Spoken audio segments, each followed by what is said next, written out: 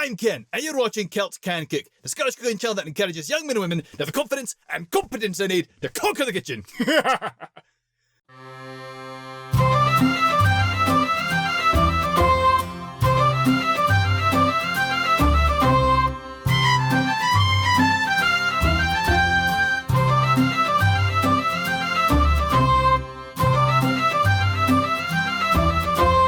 If you're anything like me, you're absolutely sick of this quarantine, you're looking for any distraction. So, allow me to distract you.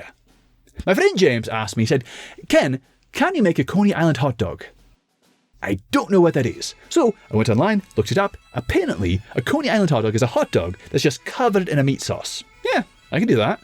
And since there's a lot of regional variety, I can make this recipe however I want, and no one can tell me I did a bad job. So, for those of you who remember the early noughties, that's 00, not 90, how many of you remember the Atkins diet? Oh, it was fantastic. There are all kinds of delicious foods that were reintroduced into the household. My family tried it for a wee bit, and we found this absolutely fantastic chili recipe. It was basically meat and spices. That's all. Yeah, that's kind of great to me. So, I'm going to be using that chili recipe, I'm going to put it on a hot dog. It's fantastic. I love it. You're going to love it. Let's be about it, shall we? We're going to start by mincing a beef roast. Oh, it's a big roast too. It's about £3. And yeah, well, it's big for me because I'm one person, £3, a lot of meat. But yeah, we're going to take this, we're going to cube it, we're going to cut off some of this fat because if we just wanted to make a roast beef, that fat is fantastic, it adds flavour. But we don't want a roast beef. So we're just going to trim some of that off. This is a very pink colour, and I don't remember why, but it was a great roast. Tasted fantastic. We're going to take our skillet, we're going to put a wee bit of olive oil on it, and we want to heat this up really hot, because we want to sear our meat. A wee bit at a time. And, you know, it's okay if you don't get it right the first time. My first batch of this meat, it came out more grey than brown. That's because the pan wasn't quite hot enough yet. But that's fine. You just let it sit for a minute or two. Or if you get to a really scalding heat, just a solid minute, that's all you need. We're not looking to cook the meat right now, we're just looking to get a nice brown colour on it, because that adds flavour. And then, whether you did it right or you did it wrong, just let it sit for a minute or two and just toss it into your crock pot. This is assuming, of course, you have a crock pot. If you don't, you could just get a giant pot and put it on your stove and just let that sit for 3 or 4 hours. It's fine. Crock pots are just a wee bit simpler. Aye, that's good. The second time I got a wee bit more brown colour on there. We're going to flip our cutting board, we're going to mince an onion.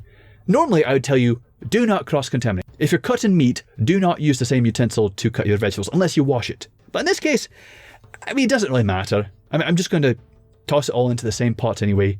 It's going to cook for the same amount of time. But yeah, if you're going to use raw veg, yeah, don't cut it with the same bloody utensils. And right into the pot. Nice and simple. Alright, we're going to add a tablespoon of garlic. If you have garlic cloves, this is about 3 cloves of garlic, I think. We're going to add a can of Rotel tomatoes with green chilies. Oh, it's fantastic. And about 3 tablespoons of chili powder. Also, you want to add a tablespoon of cumin. I didn't do that.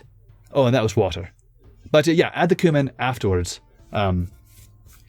Because, yeah, I don't know why I didn't film that, but I eventually did add it to the recipe.